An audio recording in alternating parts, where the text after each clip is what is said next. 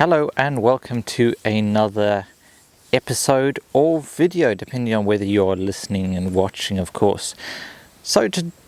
We are heading quite rapidly into the depths of autumn and winter is just around the corner.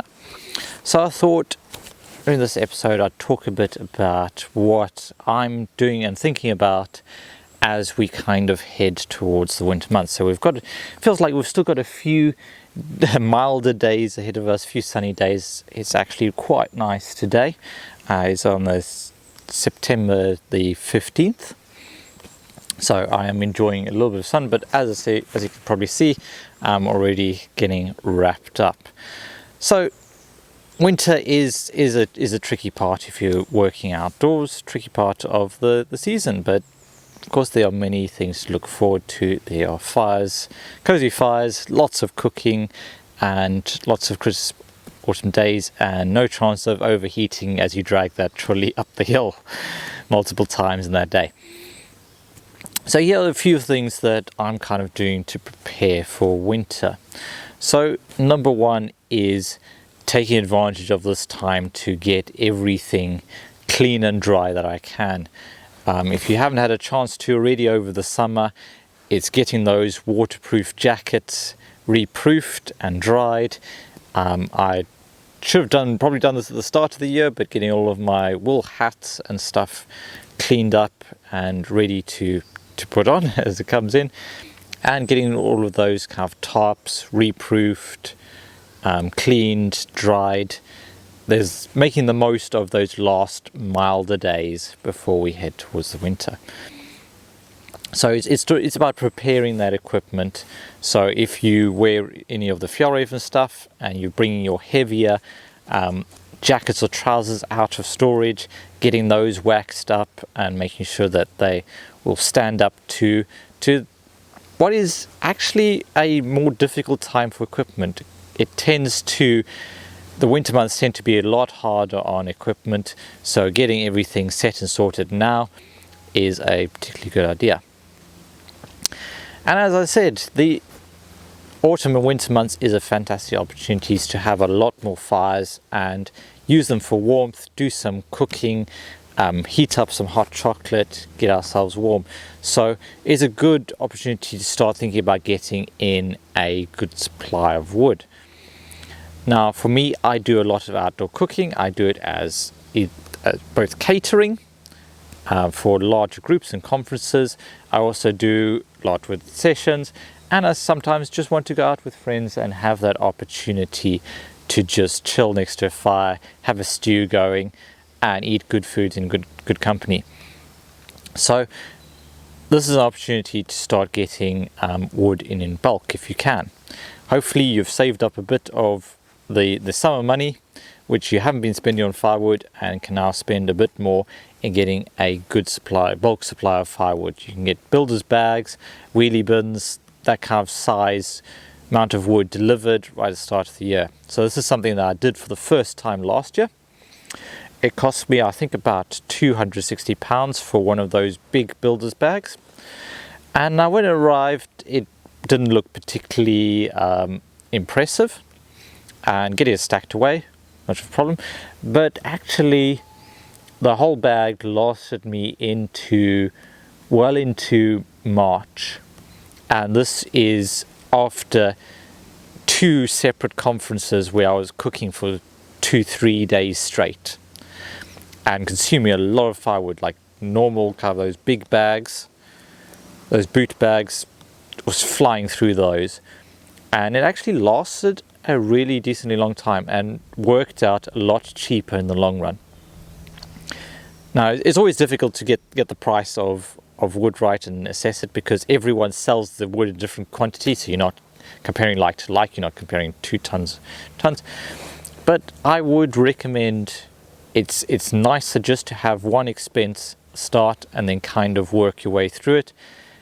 So the system I have is I get that big bag wood, stack it up in the shed, building a log store as well, get it all stacked up. If you are part of a forestry community, maybe band together with a couple of other people and share it out, split the cost, share it out.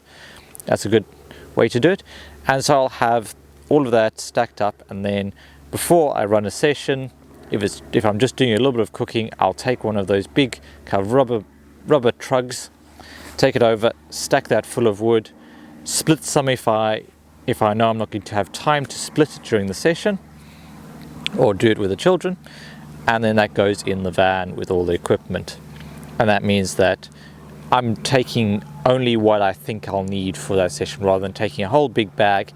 And then always the temptation is to use the entirety of that bag, particularly if you have children and adults who are feeding the fire, even when you are not directly working with them. It can get out of hand quite quickly, so it helps in a way limiting the amount of firewood you have.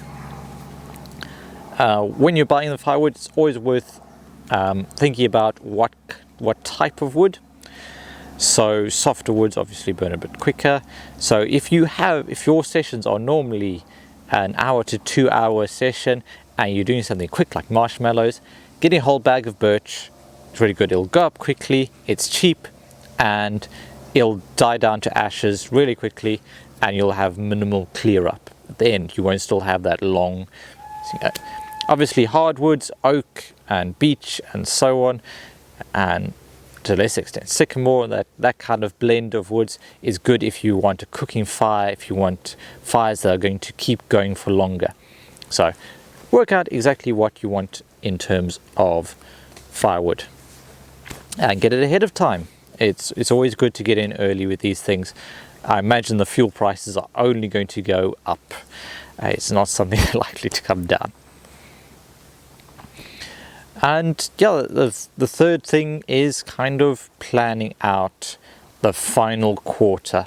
We're kind of in that downhill slope towards Christmas.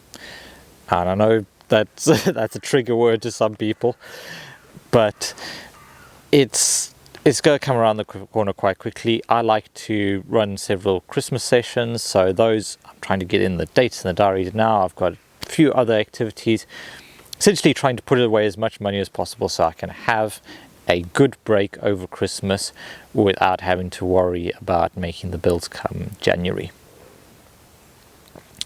So it's all about thinking ahead, starting to think a little bit about sessions next year, but mostly planning out what we're going to do November, December.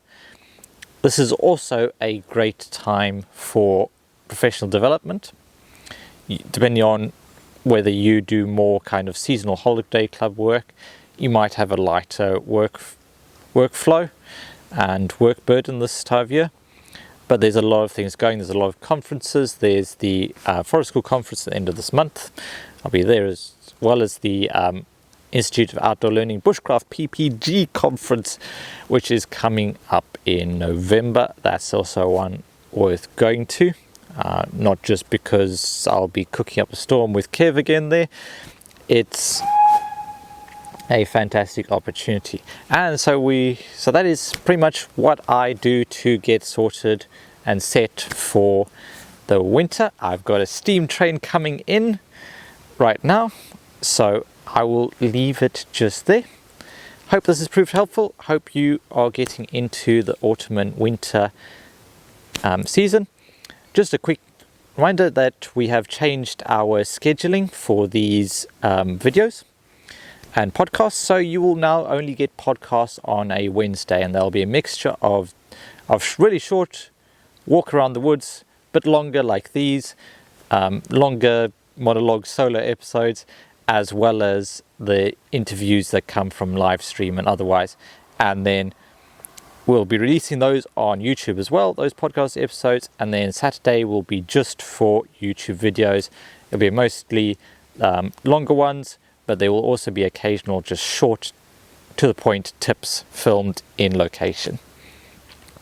So thank you so much for watching and listening. Remember to make the most of every day, and I'll catch you all next time.